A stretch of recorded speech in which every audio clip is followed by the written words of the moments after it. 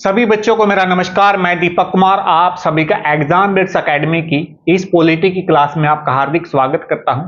मेरे प्यारे बच्चों, हमारी जो पॉलिटी की एक क्लास है इसमें पहले हम 13 से 14 के राउंड क्लासेज कर चुके हैं, जिसमें हमने आर्टिकल 323 तक हम पढ़ चुके हैं। ठीक है ना।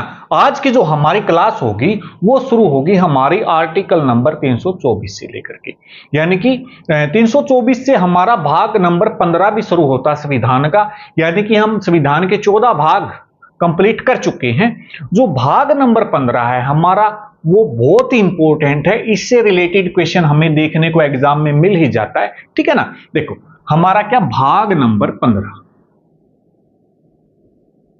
जो हमारा भाग नंबर 15 है वो 324 से लेकर के 329 तक है। ठीक है ना। एग्जाम में कई बार क्वेश्चन अनुच्छेद से तो रिलेटेड पूछा ही जाता है, लेकिन कई बार ये भी पूछ लिया जाता है भाई ये चीजें मतलब ये मेंशन संविधान के कौन से भाग में है। ठीक है ना। जो भाग नंबर 15 है उसमें कंप्लीटली किसका भाई हमारा निर्वाचन आयोग का जिक्र है। निर्वाचन आयोग यानी कि इलेक्शन कमीशन ऑफ इंडिया। हमारा जो निर्वाचन यानी कि जो इलेक्शन कमीशन है भाई, जिसका काम चुनाव करवाना होता है, उसके बारे में क्या इसका वर्णन है। तो भाई सबसे पहला क्वेश्चन अराइज होता है भाई हमारे निर्वाचन आयोग की स्थापना से। जो निर्वाचन आयोग है उसकी स्थापना कब हुई थी? उसकी स्थापना होती है भाई 25 जनवरी 1950 को। यानी कि हमारा संविधान पूर्ण रूप से लागू होने से जस्ट पहले एक दिन किसकी स्थापना की जाती है? निर्वाचन आयोग की। और 25 जनवरी को भाई हम वोटर डे के रूप में भी बनाते हैं। ये क्वेश्चन भी डेज के कई बार क्वेश्चन आ जाते हैं, उसमें पूछ लिया जाता है भाई वोटर डे यानी कि मतदाता दिवस किस दिन मनाया जाता है? मतदाता दिवस 25 जनवरी क्यों मनाते हैं? क्योंकि इस दिन क्या होता है हमारा इलेक्शन कमीशन ऑफ इंडिया की स्थापना होती है। अच्छा, अब आगे हम जो जिक्र करेंगे वो इसके बारे में, इसका जो चीफ ऑफिसर कौन होता है भाई? वो होता है हमारा chief election of India, chief election commissioner CEC। ठीक है ना। जिसको हिंदी में बोलेंगे मुख्य चुनाव आयुक्त। तो वो क्या होता है? इसका मुख्य अधिकारी होता है। ठीक है। उसके पीछे भी भाई एक छोटी सी हिस्ट्री है भाई। जो चुनाव आयोग है वो कितने सदस्यीय है, यानी कि चुनाव आयोग में मुख्य अधिकारी कितने होते हैं? देखो जब इसकी स्थापना हुई थी उस टाइम पे एक मुख्य अधिकारी होता था जिसको मुख्य चुनाव आयुक्त बोलते थे। लेकिन क्या होता है 1989 में निर्वाचन आयोग को, भाई मोस्ट इंपोर्टेंट क्वेश्चन है, निर्वाचन आयोग को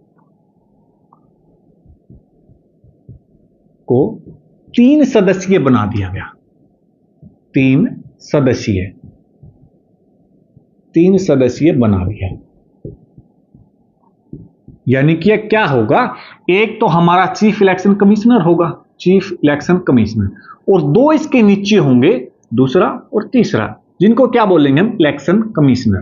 इलेक्शन कमिश्नर। इन दोनों के ऊपर क्या होगा? हमारा चीफ इलेक्शन कमिश्नर होगा। यानी कि 1989 में निर्वाचन आयोग को 3 सदस्यीय आयोग बना दिया। और यह क्वेश्चन कई बार पूछा भी जा चुका है, जो हमारा निर्वाचन आयोग है उसको 3 सदस्यीय कब बनाया गया। लेकिन फिर क्या होता है भाई 1990 में वापिस से इसको 1 सदस्यीय बना दिया जाता है। क्या कर दिया जाता है? इसको वापिस से 1 सदस्यीय, यानी कि फिर से क्या रह जाता है हमारा? ये चीफ इलेक्शन कमिश्नर रह जाता है। फिर से इसमें अमेंडमेंट किया जाता है, चेंजेस किए जाते हैं, और 1993 में दोबारा से इसको क्या बना दिया जाता है? 3 सदस्यीय आयोग इसको फिर से बना दिया जाता है। और ये वर्तमान में अब तक ये 3 सदस्यीय ही है। ठीक है ना।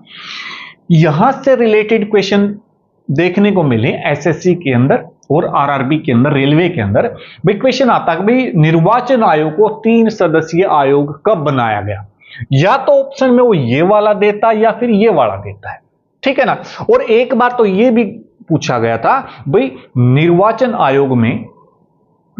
आयोग को पुनः एक सदस्यीय किस वर्ष बनाया गया था? वो बनाया गया था भाई 1919। ठीक है ना, तीनों क्वेश्चनों में डिफरेंस है। ठीक है ना, 3 सदस्यीय का मतलब मैंने बताया 2 इलेक्शन कमिश्नर होंगे, उन दोनों के ऊपर क्या होगा? एक चीफ इलेक्शन कमिश्नर होगा। ठीक है, अच्छा भाई देखो, जो हमारे भारत के पहले चीफ इलेक्शन कमिश्नर जिसको बोलेंगे, भारत के क्या मतलब मुख्य निर्वाचन आयोग के पहले निर्वाचन आयोग के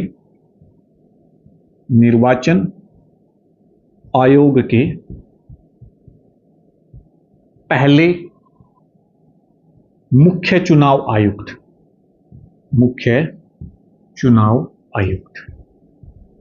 वो कौन थे भाई? सुकुमार सेन।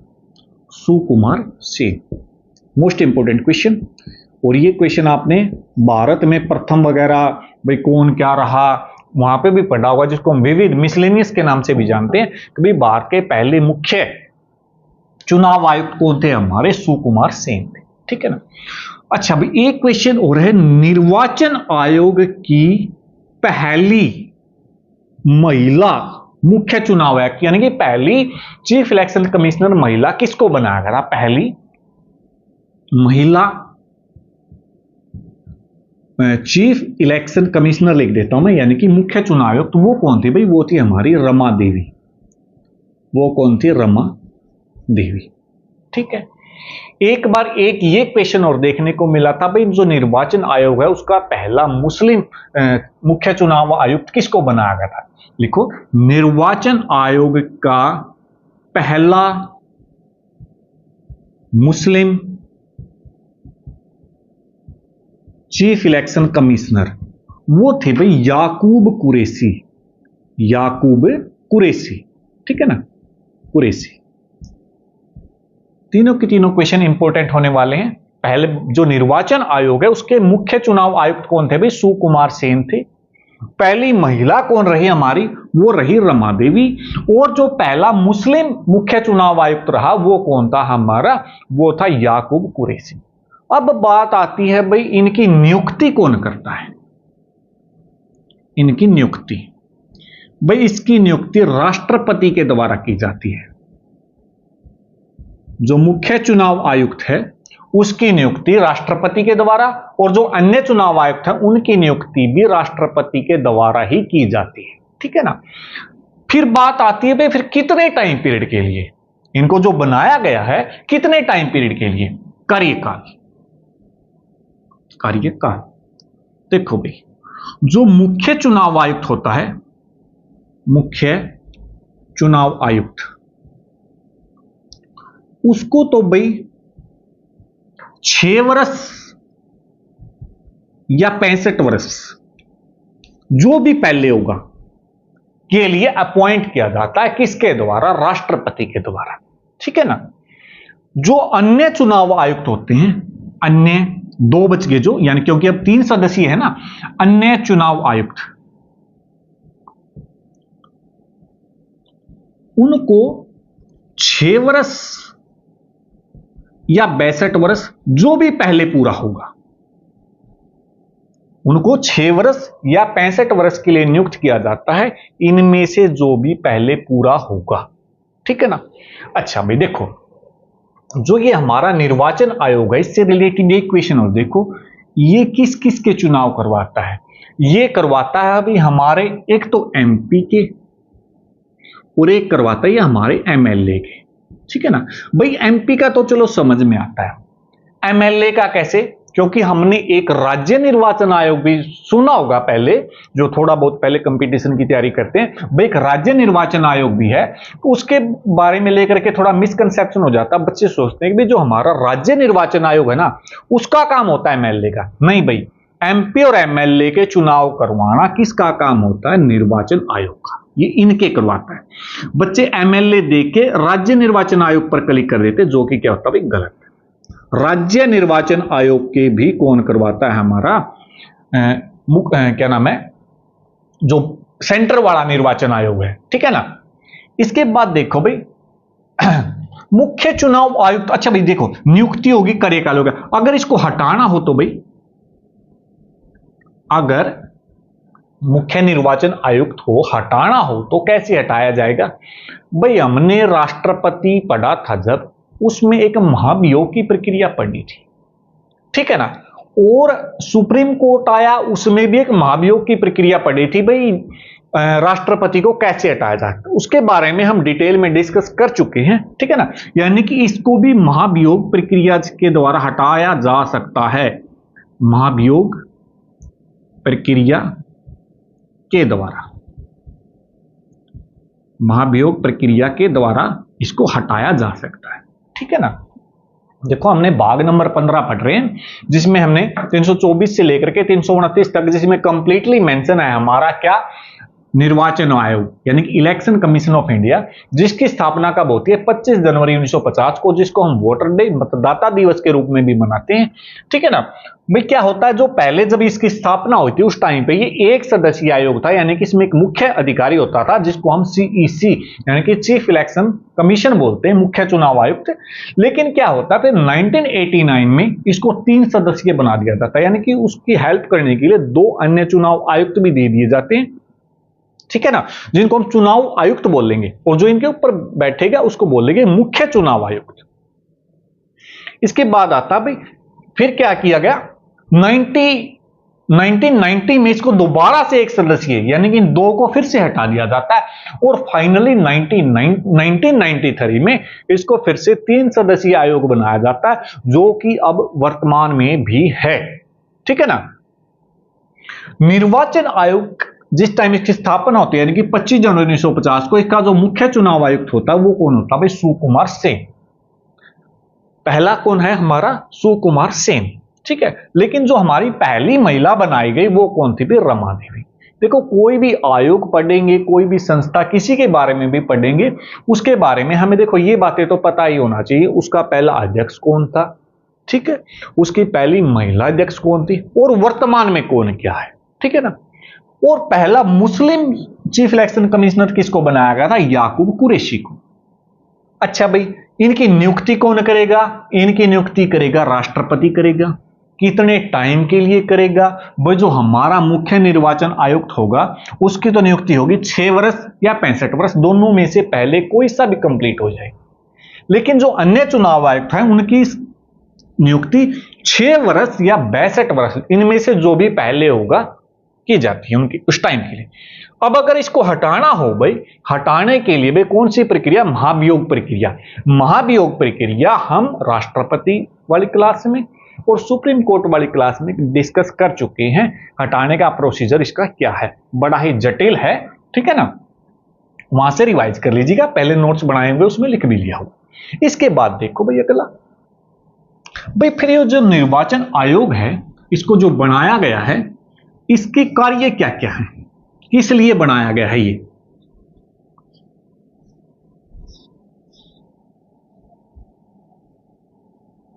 पहला है भाई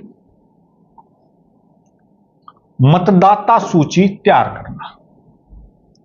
मतदाता सूची तैयार करना, वोटर लिस्ट बोलते हैं जिसको, मतदाता सूची तैयार करना, यानी कि वोट डालने के लिए कौन कौन एलिजिबल है, ठीक है ना। आगे सारी चीजें डिटेल में पढ़ेंगे कौन कौन होता है एलिजिबल वोट डालने के लिए। दूसरा भाई आचार संहिता लगाना। आचार संहिता लगाना, ये चीज सुनी होगी, आचार संहिता लग गई भाई, यानी कि जहां पर भी जिस भी स्टेट में इलेक्शन होने हैं और जिस दिन इलेक्शन होने हैं, जिस दिन घोषणा करेगा कौन? निर्वाचन आयोग, उस दिन से क्या लागू हो जाती है? आचार संहिता। आचार संहिता का मतलब होता है जो वहां की सरकार है वो कोई नए कार्य नहीं कर सकते, यानी कि पब्लिक को अपनी तरफ आकर्षित करने के लिए कोई भी नए विकास कार्य नहीं कर सकती, ठीक है ना। कोई ऐसे लुभावने ऑफर नहीं दे सकती, कोई नई रिक्रूटमेंट नहीं कर सकती। हाँ, लेकिन जो काम चल रहे हैं ऑलरेडी वो कंटिन्यूअस रहेंगे, कोई भी नया काम करना होगा तो निर्वाचन आयोग की परमिशन लेनी पड़ती है।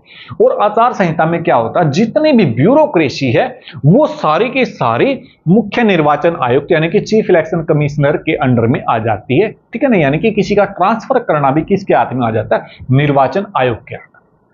तीसरा क्या है भाई, राजनीतिक दलों को मान्यता प्राप्त, राजनीतिक दलों को मान्यता देना, यानी कि कौन सा राजनीतिक दल है या नहीं है, राजनीतिक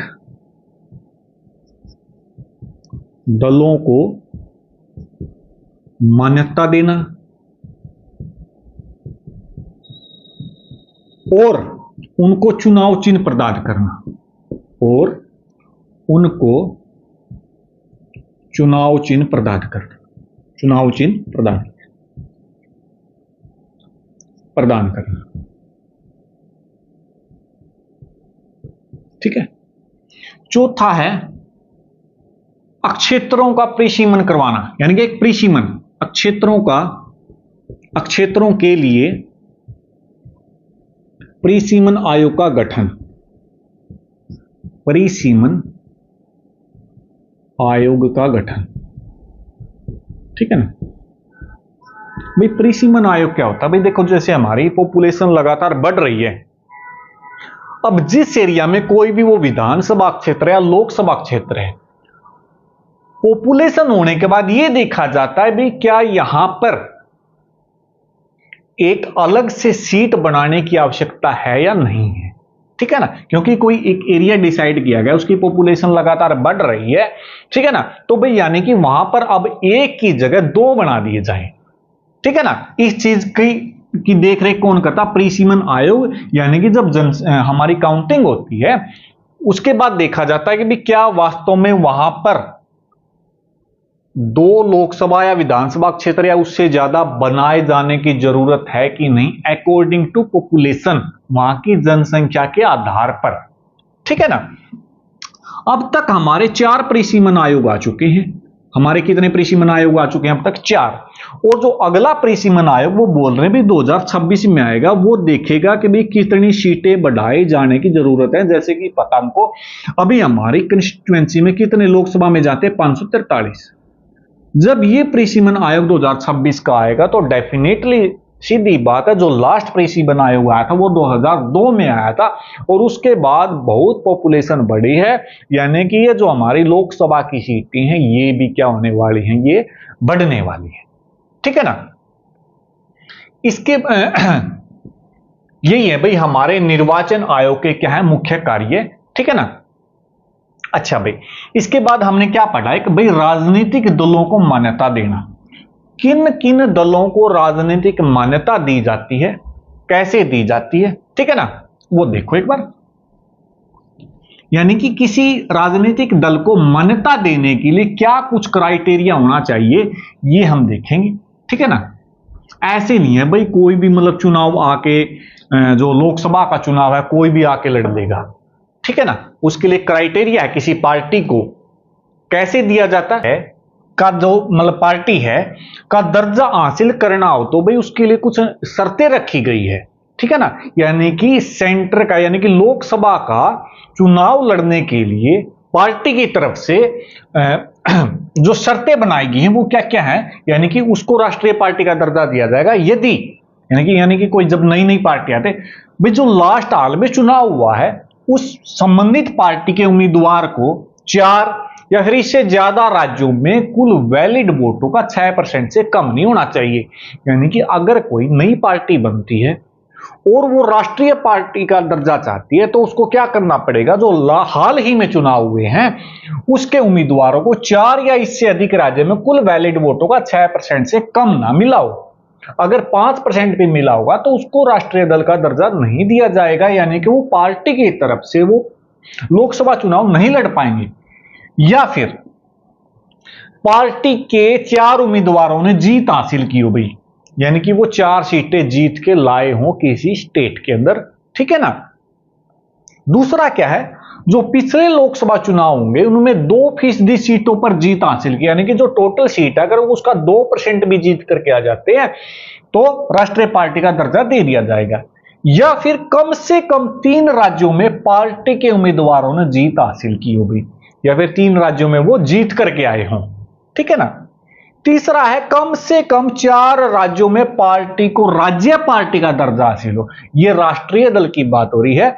अगर स्टेट के अंदर उसने राज्य पार्टी का दर्जा लिया हुआ है, ठीक है ना, 4 राज्यों में, तो भाई उसको राष्ट्रीय दल का दर्जा दिया जा सकता है, यानी कि वो पार्टी लोकसभा चुनाव लड़ने के लिए एलिजिबल मानी जाएगी पार्टी की तरफ से। वैसे निर्दलीय तो कोई भी लड़ सकता है, ठीक है ना।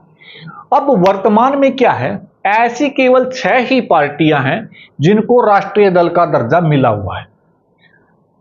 पहली है भाई कांग्रेस। भाई इनकी डेट पूछ लेता, कौन सी पार्टी कब किसने स्थापना की, कब की आई, ठीक है ना। कांग्रेस सबसे पुरानी पार्टी, स्थापना आपने पढ़ा ही होगा 1885 में।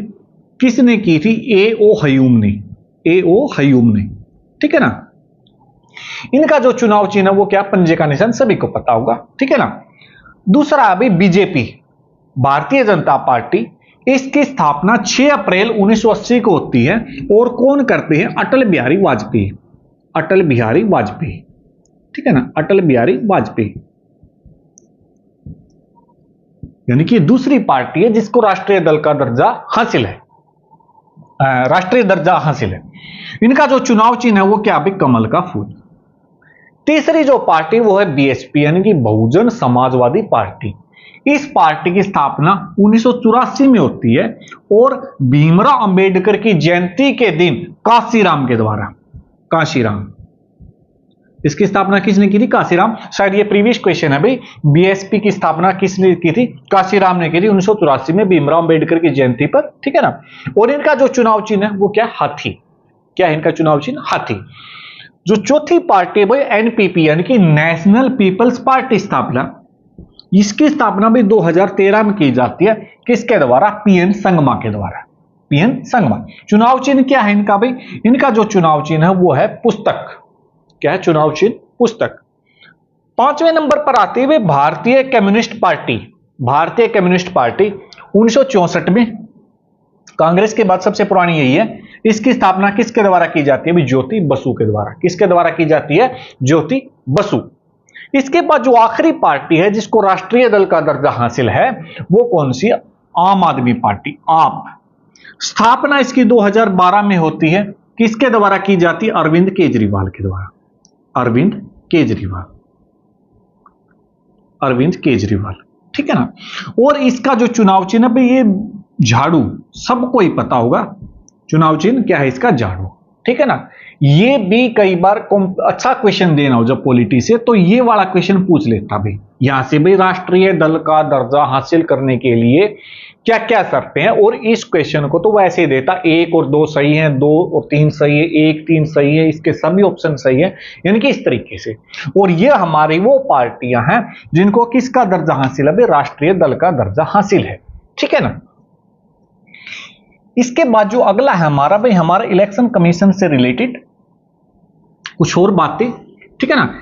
कौन इसमें हिस्सा लेता है, कैसे एलिजिबिलिटी होती है वोटर की, उसके लिए मतलब क्या होना चाहिए, कितनी एज होनी चाहिए, ये सब चीजें हम डिस्कस करेंगे, ठीक है ना।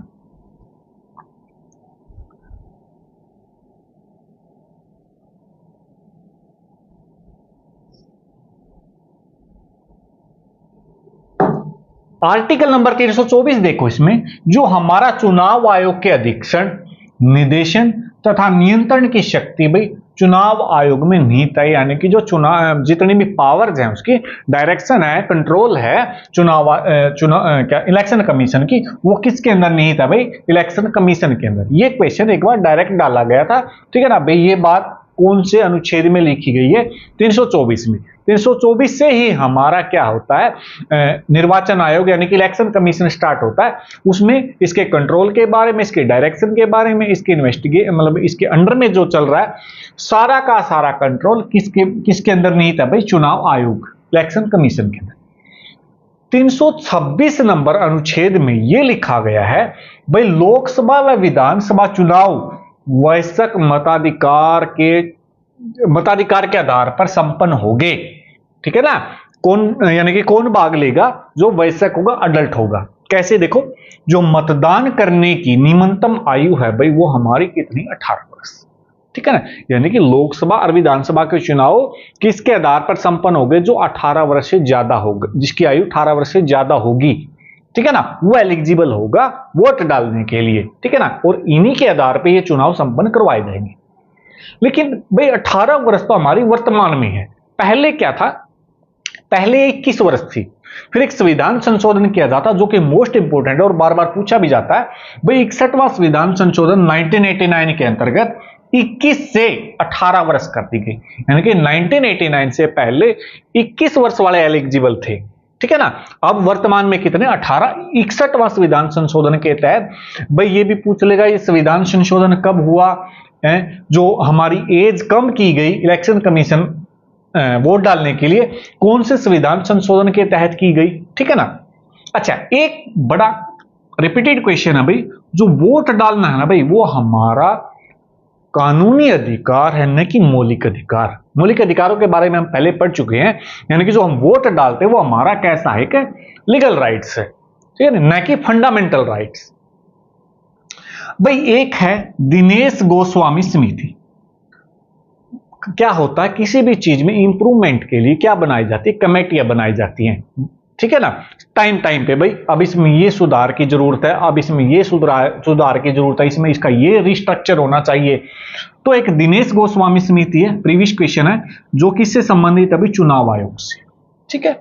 अच्छा भाई एक वीवीपैट, भाई इसका इस क्वेश्चन में क्या है? भाई इसकी फुल फॉर्म पता होनी चाहिए, क्योंकि एक बार क्या पूछ लिया था कि भाई इसमें जो ये वाला वी है ना वीवीपैट में, इसका मतलब क्या है? Voter verified paper audit trial. ठीक है ना? इसका प्रयोग वीवीपैट का भी 2013 से होने लगा और इसका पहली बार कहां पे प्रयोग हुआ था? नागालैंड में। नागालैंड में। अब बात आती है वीवीपैट क्या? भी जो वोट डालने गए होंगे उन्होंने देखा होगा भाई जो हमारा जहां पे मत डालते हैं जिस भी कैंडिडेट को, उसको प्रेस करने के बाद इस साइड में क्या होता है? एक सिंबल दिखाई देता है, यानी कि प्रिंट टाइप। यानी कि वो इस चीज का कंफर्मेशन है कि आपने वोट इसको डाला है। ठीक है ना? क्या है? वो इस बात का कंफर्मेशन है भाई जिसने आपने जिसको वोट डाला था मेरा वोट वहीं पे गया है। वहां पे क्या हुआ? साइड में उस पार्टी का चुनाव चिन्ह दिखाई देगा। ये होता है वीवीपैट। ठीक है ना? इसके बाद आता भाई क्या? ईवीएम। ईवीएम भी सुनी होगी। ठीक है ना? क्या भाई अब तो वोट मतलब ईवीएम के थ्रू होते हैं। पहले तो क्या होता था? मैं वो पेज में पेज आते थे उसको डालते रहे बॉक्स के अंदर भाई। ठीक है ना? ईवीएम। ईवीएम की फुल फॉर्म क्या है? Electronic voting machine. क्या है ईवीएम की full form? Electronic voting machine. Voting machine. ठीक है ना? इसका पहली बार प्रयोग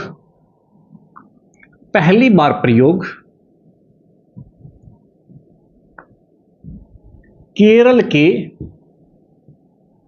पारूर विधानसभा क्षेत्र में हुआ। पारूर, केरल के पारूर विधानसभा क्षेत्र में हुआ भी। ठीक है ना? पूछ लेगा ईवीएम पहली बार प्रयोग में कहां पर लाई गई थी? केरल के पारूर विधानसभा क्षेत्र में। ठीक है ना?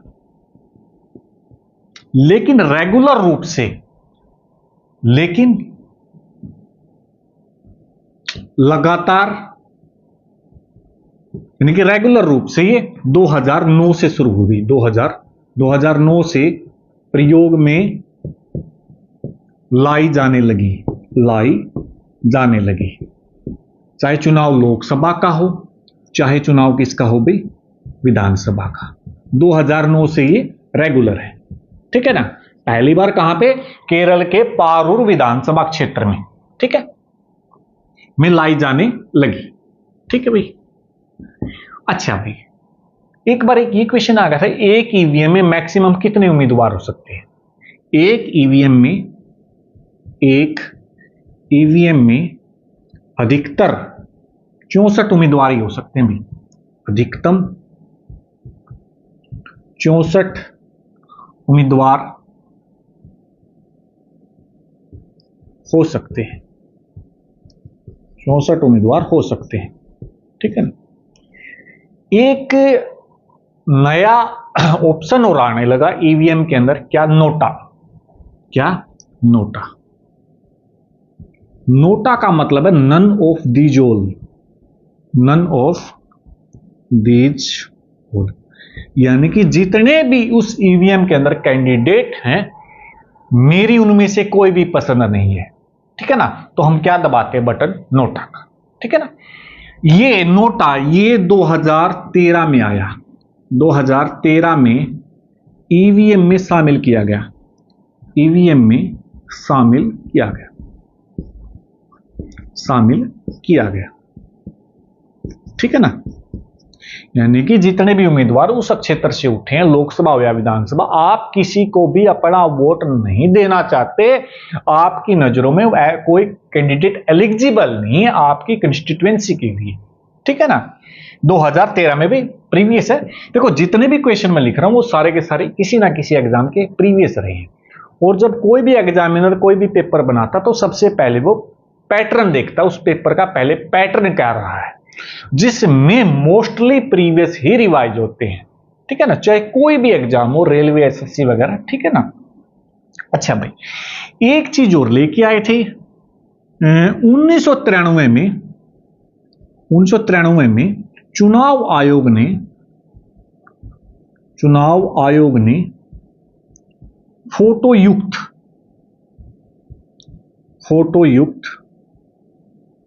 पहचान पत्र यानी कि अपने जो वोटर कार्ड है ना वो जारी किए। आयोग ने फोटोयुक्त पहचान पत्र जारी किए 1993 में भी, ठीक है ना। पहले जो हमारा वोटर कार्ड का तो सभी को पता होगा, ठीक है ना, उस पे क्या होता था, पहले फोटो नहीं आता था, और क्या होता था, कोई भी किसी का वोट जाके डाल सकता था। तो 1993 में पहली बार क्या किया इलेक्शन कमीशन ने, जिसका भी वोटर कार्ड होगा उस पे उसका फोटो होगा, ठीक है ना। यानी कि 93 से पहले कोई फोटो नहीं होता था, सिंपल उस पर डिटेल होती थी, भाई ये नेम है, ये फादर नेम है, और ये इस विधानसभा या लोकसभा क्षेत्र के अंदर में आता है, ठीक है ना। 93 के बाद उस पर फोटो भी आना शुरू हो गया। ये था हमारा भाग नंबर 15, जिसमें हमने चुनाव आयोग के बारे में पढ़ा 324 से लेकर के भाई 329 तक, ठीक है ना। जिसमें 324 और 326 दो मोस्ट इंपोर्टेंट आर्टिकल थे, अनुच्छेद थे, जो कि हमने इस वीडियो के अंदर पढ़े। चुनाव आयोग से जो बनने वाले क्वेश्चन है वो सारे हमने इसके अंदर कर लिए। आज की क्लास में हम इतना ही रखेंगे। उम्मीद करता हूं आपको समझ में आया होगा। हाँ, ये बात है भाई, वीडियो काफी टाइम के बाद आई है, लेकिन अब जल्द ही हम पॉलिटी को कंप्लीट कर लेंगे, ठीक है ना। आज की क्लास में इतना है। Thank you.